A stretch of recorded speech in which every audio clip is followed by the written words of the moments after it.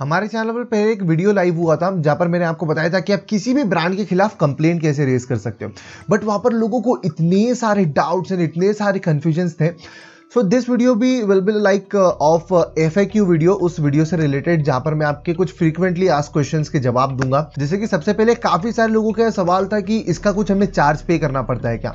सो इसका सीधा सीधा जवाब है नहीं, आप बस उनकी वेबसाइट पर जाइए, जो भी आपको कंप्लेंट रेज करनी है आप कंप्लेंट रेज कर दीजिए, आपको कोई भी चार्ज पे नहीं करना पड़ेगा। सेकंड चीज, काफी सारे लोग ये कह रहे थे कि हमने इंस्टाग्राम से ये चीज बाय करी है एंड उसके बाद में हमारे पास में प्रोडक्ट तो आ गया या फिर गलत प्रोडक्ट आ गया है या फिर प्रोडक्ट उन्होंने भेजा ही नहीं, उन्होंने पैसा खा लिया है, फ्रॉड कर लिया, या फिर कोई भी चीज हमने उनको पैसा दिया था फिर उन्होंने कहा कि हमको सर्विस लेने के लिए आप हमको और थोड़ा सा पैसा दे दीजिए वगैरह वगैरह, ऐसी सारी चीजें हुई है, हमको इस चीज से रिलेटेड कंप्लेंट करना है। सो यहाँ पर सबसे पहला क्वेश्चन ये आता है कि क्या आपके पास में उस चीज के रिलेटेड वैलिड प्रूफ है कि क्या आपने उनको पेमेंट किया है। यहाँ पर गूगल पे, फोन पे एज अ पेमेंट प्रूफ नहीं चलता, एक इनवॉइस होना चाहिए आपके पास में, उनका जो भी बिल होता है वो होना चाहिए कि हाँ आपने उनको पेमेंट कर रखा है। बट डेफिनेटली यूजुअली काफी सारे लोगों के पास में ये नहीं होता है। सो इस केस में आप कंप्लेंट नहीं करते, नहीं कर सकते। काफी सारे लोग मुझसे पूछते हैं कि भाई हमने इंस्टाग्राम से ये बुलाया था, ये फ्रॉड हो गया, इंस्टाग्राम पे ये चीज हो गई।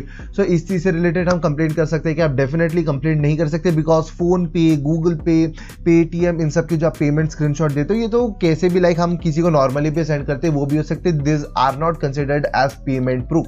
तो आप ये बिल्कुल भी नहीं बता सकते कि उनको पेमेंट किया था वगैरह, तो इन चीज से रिलेटेड आप कंप्लेंट नहीं कर सकते। आप करोगे भी तो कोई मतलब नहीं आएगा, कोई वैल्यू नहीं रहेगा उस चीज। और काफी सारे लोग इसके साथ साथ ये भी पूछ रहे थे कि भाई हमने इस वेबसाइट से ये प्रोडक्ट बुलाया है, बट या तो प्रोडक्ट आया नहीं है, वो फ्रॉड हो गया है, या तो फिर क्या बोलते हैं ऐसा हो गया है कि उन्होंने प्रोडक्ट तो भेज दिया बट गलत प्रोडक्ट भेज दिया, कोई सस्ता सा माल चिपका कर दे दिया है, कोई भी अननोन वेबसाइट बेसिकली। सो इसके खिलाफ हम कंप्लेंट कर सकते हैं क्या? सो डेफिनेटली आप इनके खिलाफ कंप्लेंट कर सकते हो, बट देखो यूजुअली होता है कि इनके खिलाफ कंप्लेंट करोगे आपके पास में वैलिड प्रूफ भी रहेगा कि आपने इनकी वेबसाइट पर ऑर्डर किया वगैरह ये सारी चीजें। बट यूजुअली होता क्या है कि कोई फायदा नहीं होता, ये बस आपका पैसा खा लेंगे और चले जाएंगे। यूजुअली अभी देखिए कुछ दिनों पहले न्यूज आई थी कि मुंबई पुलिस ने कुछ 400 या 500 ऐसी वेबसाइट वालों को गिरफ्तार किया है जिन्होंने कुछ लाखों करोड़ों का स्कैम कर दिया। सो क्या करते हैं, बस देखिए कोई शॉपिंग वेबसाइट बनाना कोई बड़ी बात नहीं है, मैं अभी बैठे बैठे आपके सामने शॉपिंग वेबसाइट बना दूंगा एंड उसकी बस इंस्टाग्राम, फेसबुक, यूट्यूब सब जगह एड्स रन करवा दूंगा, आप लोग उस पर सस्ता माल देख के खरीद लोगे एंड मैं बस आपका पैसा लेकर निकल जाऊंगा। सो कुछ इसी तरीके से चीजें होती है। तो आप इस चीज से रिलेटेड कंप्लेंट तो डेफिनेटली कर सकते हो, मेरे हिसाब से आपको कंप्लेंट करना भी चाहिए, बट आप ये एक्सपेक्ट नहीं कर सकते कि शायद आपको उससे कुछ बेनिफिट होगा या फिर आपका पैसा वापस मिल जाएगा, बिकॉज 99% केसेस में आपको आपका पैसा वापस नहीं मिलेगा एंड कोई मतलब नहीं रहेगा। बट हाँ आप कंप्लेंट करोगे तो इस वेबसाइट से रिलेटेड एक कंप्लेंट रजिस्टर हो जाएगी उस वेबसाइट के अगेंस्ट, तो हो सकता है कि पुलिस उनके अगेंस्ट कुछ एक्शन ले ले, कोई दूसरे का फायदा हो जाए बट शायद आपका फायदा ना हो। अगली चीज, लोग कहते हैं कि भाई हमने कंप्लेंट कर दिया बट अभी तक रिप्लाई नहीं है, काफी सारे लोग कमेंट्स में फेक वगैरह भी लिखते हैं। सो इस चीज से रिलेटेड देखिए होता क्या है ना कि देखिए सबसे पहली चीज, अगर आप किसी अननोन वेबसाइट या इनके खिलाफ कंप्लेंट कर रहे हो तो शायद आपको रिप्लाई आए भी ना, बिकॉज जो नेशनल कंज्यूमर हेल्पलाइन जो इनकी टीम है वो तो ढूंढने में लगी हुई है। लाइक आपने मान लीजिए किसी भी XYZ वेबसाइट के खिलाफ कंप्लेंट कर दी, तो वो उनको ढूंढने में लगी हुई है कि ये कौन सी वेबसाइट है, उनको कॉन्टैक्ट करने में लगी हुई है, बट कॉन्टैक्ट हो नहीं पाता है तो ऑब्वियसली आपके पास में कोई रिप्लाई आएगा ही नहीं। बट लोग कहते हैं कि हमारे पास में हमने किसी एक वैलिड कंपनी के खिलाफ कंप्लेंट करी फिर भी अभी तक रिप्लाई नहीं आया। तो देखिए यूजुअली क्या होता है कि आप कंप्लेंट करते हो NCH के अंदर, NCH वालों का काम होता है कि उस कंप्लेंट को जो भी जिस पर्टिकुलर कंपनी को खिलाफ आपने कंप्लेंट करी है उन तक उस कंप्लेंट को पहुंचाना है, वो कंप्लेंट उन तक पहुंचा देते हैं।